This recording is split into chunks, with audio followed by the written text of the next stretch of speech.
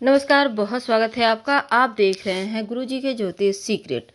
कर्क राशि वालों, राहु और केतु का महापरिवर्तन हो रहा है। राहु मेष राशि में 12 अप्रैल को आएंगे और केतु भी तुला राशि में आ रहे हैं। तो ऐसे में आपके जीवन पर इन दो महापरिवर्तन का क्या असर पड़ने वाला है, चलिए जानते हैं विस्तार से।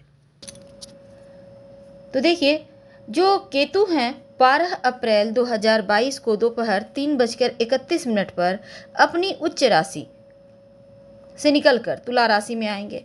अब केतु की जो रफ्तार है ना, वो धीमा है और एक ग्रह एक राशि से दूसरी राशि में जाने में वो 18 महीने का समय लेते हैं।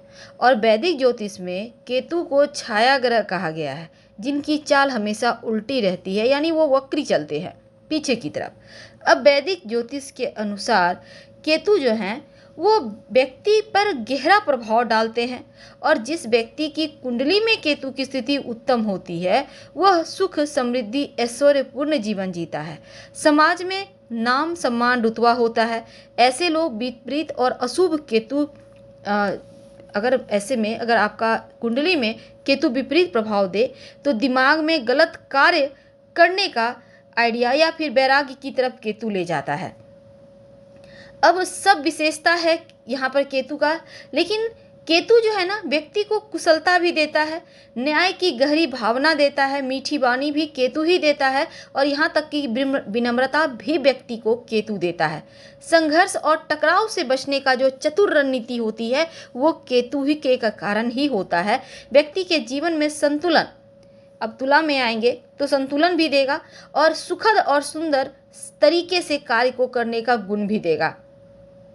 तो ऐसे में केतु का प्रभाव आपके जीवन पर क्या पड़ेगा ये तो हम जानेंगे विस्तार से, लेकिन उसके पहले एक और बात, किसी भी व्यक्ति को स्वयं कोई भी स्वतंत्र परिणाम नहीं देता केतु, क्योंकि केतु किसी भी व्यक्ति की कुंडली में जिस भाव में बैठता है ना, उस भाव के स्वामी के अनुरूप फल देता है। अब यहाँ तुला पर बैठे हुए हैं, तुला राशि में, तो ऐसे में अगर केतु का प्रभाव अन्य 7 ग्रहों यानी कि सूर्य, चंद्रमा, मंगल, शनि, शुक्र, बृहस्पति, बुध की युति और दृष्टि पर निर्भर करता है, तो केतु अन्य ग्रहों की तरह अपनी दशा अवधि में व्यक्ति को वैसा ही परिणाम देता है जैसे ग्रह उनके साथ जुड़ते हैं।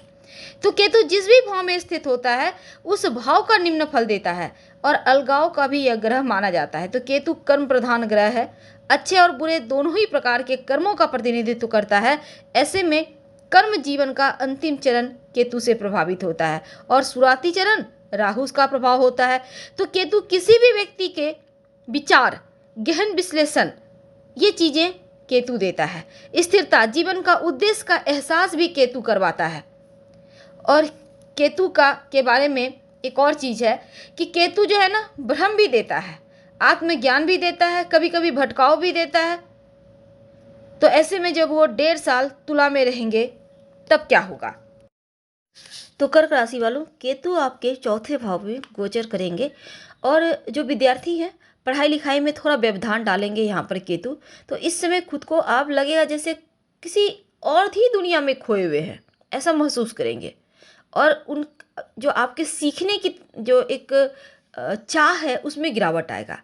अब दूसरी तरफ इसका सीधा प्रभाव प्रदर्शन पर पड़ेगा, और इस अवधि में आपके घर का माहौल बहुत अच्छा नहीं रहेगा।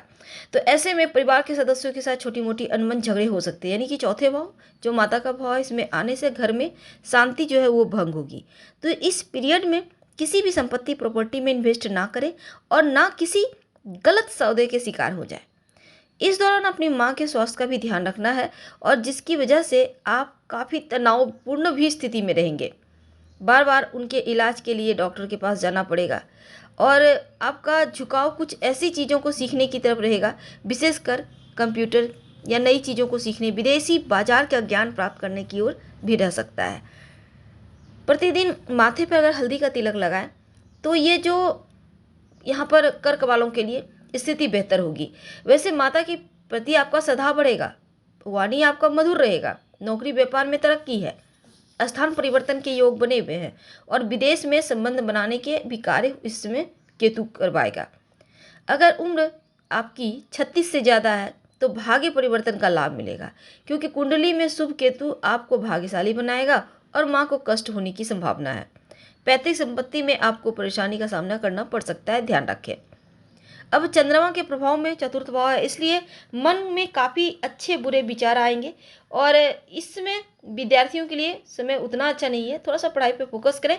केतु ज्ञान प्रभाव उत्पन्न करता है जो मानसिक क्षमताओं को, बुद्धि, स्वभाव को, स्वास्थ्य को, धन को प्रभावित करता है। ऐसे में पुराना किया हुआ पैसा आपको लाभ देगा और पुराने कार्य भी आपको सफलता देगा। स्वभाव में थोड़ा परिवर्तन दिखेगा। परिवार की महिलाओं या अन्य व्यक्तियों के प्रति आप अधिक सजग रहेंगे। जन्म स्थान से दूर रहेंगे इस समय और आपका वैवाहिक जीवन अच्छा है। वैसे प्रेम संबंधों में ताजगी दिखती है। दूसरी तरफ अगर आप जन्म स्थान से दूर रहेंगे तो वैवाहिक जीवन बढ़िया रहेगा और प्रेम संबंधों में आप साथी के प्रति नाराजगी जाहिर कर सकते हैं। लेकिन स्थानांतरण और व्यापार को अच्छे मन से स्वीकार कीजिए और सोच को स्पष्ट रखिए।